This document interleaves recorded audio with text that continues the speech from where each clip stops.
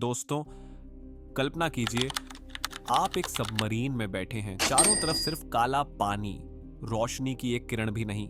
गहराई 8000 मीटर से ज्यादा, जहां दबाव इतना है कि इंसान का शरीर पल भर में चूर चूर हो जाए। लेकिन आज की कहानी उस गहराई से भी ज्यादा डरावनी है, जहां विज्ञान रुक जाता है और कुछ ऐसा शुरू होता है जो इंसान की समझ से परे है। ये कहानी है अटलांटिक महासागर की, दुनिया का दूसरा सबसे बड़ा महासागर।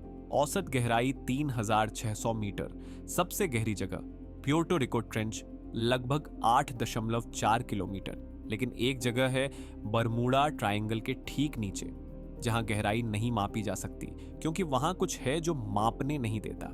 पॉज, पानी की गहरी आवाज। साल 2019, एक गुप्त अमेरिकी रूसी संयुक्त मिशन, नाम डार्क अबिस, उद्देश्य बरमूडा ट्रायंगल में खोए हुए जहाजों और विमानों के मलबे की जांच। सबमरीन ट्राइटन 36000/2, दुनिया की सबसे गहरी डाइव करने वाली सबमरीन।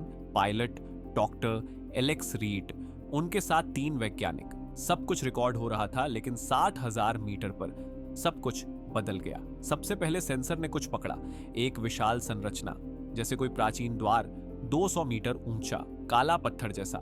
लेकिन पानी में कोई पत्थर नहीं होता इतना साफ। दरवाजे पर नक्काशी, सर्पाकार आकृतियां, जैसे नाग देवता, लेकिन हजारों साल पुरानी। सबमरीन की लाइट्स उस पर पड़ी और अचानक दरवाजा हिला।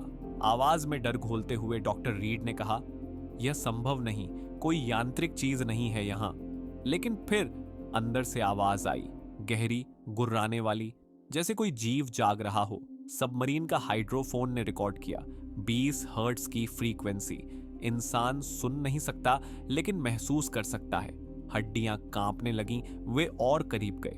दरवाजे पर कोई लिखावट नहीं, सिर्फ एक प्रतीक, 3 कोण वाला त्रिकोण, बरमूडा ट्रायंगल का प्रतीक। अचानक पानी में कंपन, जैसे कोई विशालकाय जीव हिल रहा हो।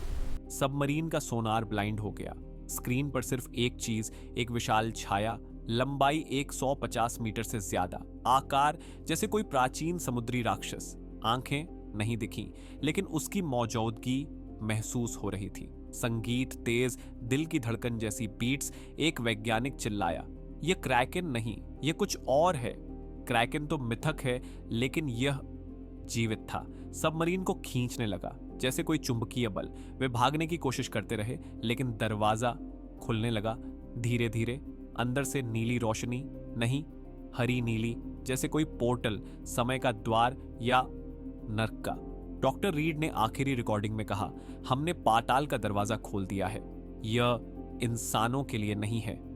फिर सिग्नल कट गया, सबमरीन गायब। कोई मलबा नहीं मिला, कोई बॉडी नहीं, सिर्फ एक चीज, उनकी आखिरी ट्रांसमिशन में आवाज, यह हमें देख रहा है। धीमी सांस। फिर तेज बरमूडा ट्रायंगल में 1000 से ज्यादा जहाज और विमान गायब हुए हैं। कोई निशान नहीं, लेकिन क्या वे गायब हुए या कहीं और चले गए? क्या यह द्वार किसी दूसरी दुनिया का है, जहां समय रुक जाता है, जहां जीव इतने प्राचीन हैं कि डायनासोर भी उनके सामने बच्चे हैं? कुछ वैज्ञानिक कहते हैं यह सिर्फ मीथेन गैस है, जहाज डूब जाते हैं। लेकिन मीथेन इतनी बड़ी छाया कैसे बनाएगा? इतनी गहरी कुर्राहट, और वह द्वार, वह नक्काशी, हजारों साल पुरानी सभ्यता की, या एटलांटिस की बची खुची याद? और सबसे बड़ा सवाल, क्या वह जीव अभी भी वहां है, इंतजार कर रहा है अगले सबमरीन का, अगले इंसान का, जो सोचेगा कि वह विज्ञान कर रहा है, लेकिन असल में पाताल को जगा रहा है? नैरेटर की आवाज भावुक और चेतावनी भरी। भारत की धरती पर हम पद्मनाभ स्वामी के वॉल्ट बी को नहीं खोलते, क्योंकि शाप है। लेकिन समंदर में हम बिना सोचे समझे गहराई में उतरते हैं। क्या पता वहां भी कोई अभिशाप हो, कोई प्राचीन रक्षक जो कह रहा हो, रुको, ये तुम्हारे लिए नहीं। तो अगली बार जब आप समंदर की तरफ देखें, ध्यान से सुनिए।